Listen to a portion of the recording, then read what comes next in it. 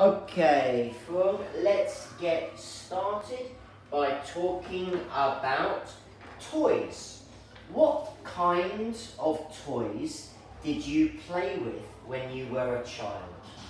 Back when I was a child, my mom used to buy me a xylophone, a toy xylophone.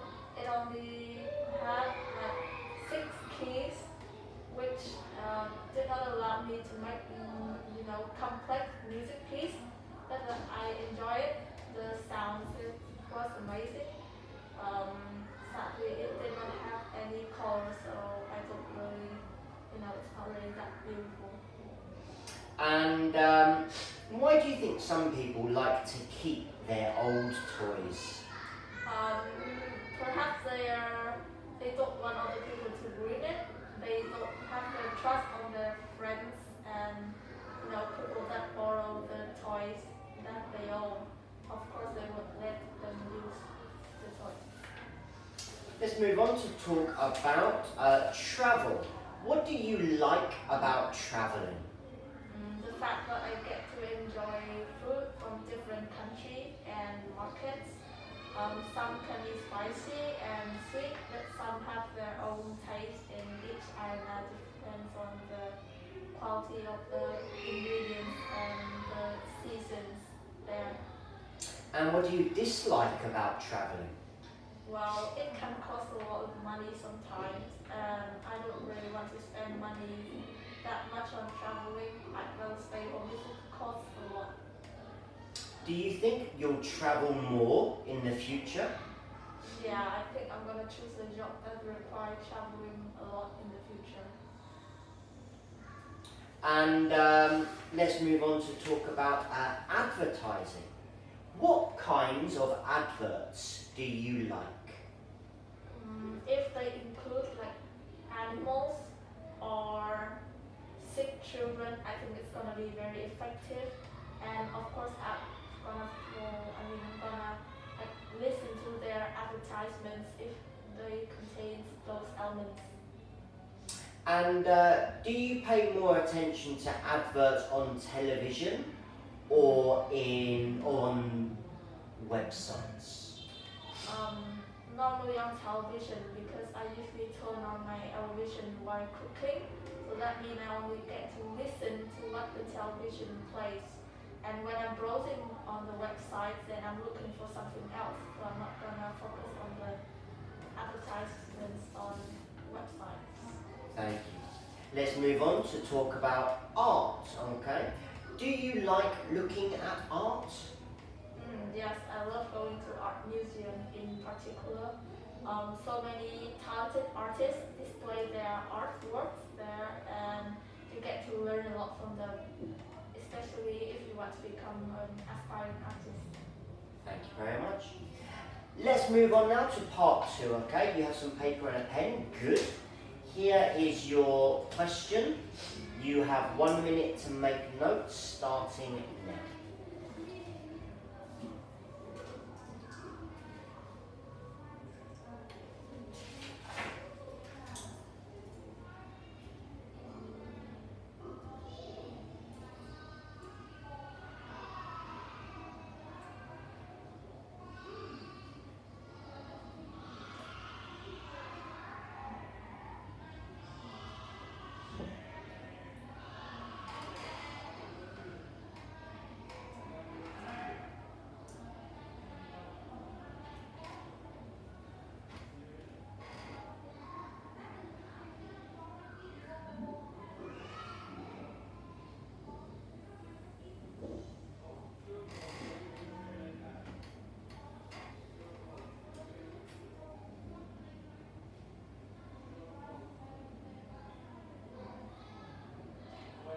Okay, the 1 minute is up. Please, can you give me your answer?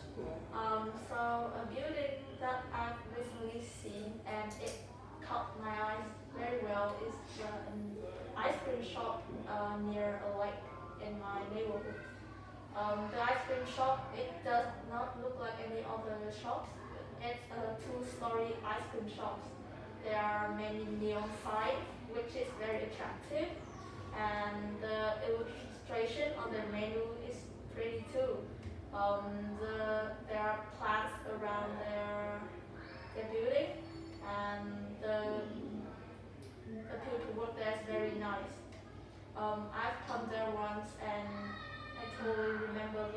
performance of the building. It was there a very long time ago, and they've recently decorated it so it looks better. It plays an important part of my neighborhood as the building served traditional made handmade ice cream that lasts a long time ago. Thank you very much.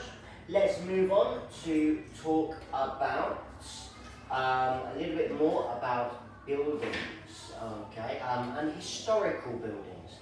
Can you talk to me, what are people's attitudes to historical buildings in Vietnam? They normally keep the building clean because they respect the historical values of city, especially in Hanoi.